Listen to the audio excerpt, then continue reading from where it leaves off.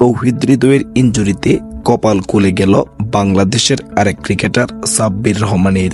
West ইন্ডিজের বিপক্ষে টি-20 খেলায় এবার তৌহিদ হৃদয়ের পরিবর্তে বাংলাদেশের একাদশে সুযোগ পেতে যাচ্ছেন সাব্বির রহমান।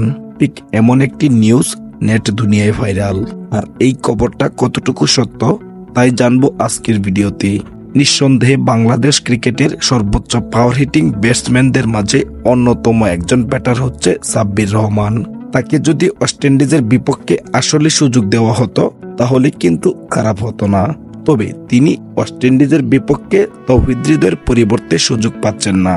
তিনি জাতীয় দলে ফেরার জন্য কঠোর পরিশ্রম করছেন এবং সাম্প্রতিক তাকে নিয়ে বিভিন্ন সময় বিভিন্ন আলোচনা হচ্ছেন। আসলে কি তিনি জাতীয় দলে ফিরবেন কি ফিরবেন না, কবে তাকে জাতীয় দলে সুযোগ দেওয়া হবে। এবারে বিপিএল এ যদি সাব্বির রহমান দুর্দান্ত পারফরমেন্স করতে পারেন তাহলে অবশ্যই তাকে একটা সুযোগ দিবে বাংলাদেশ বিসিবি।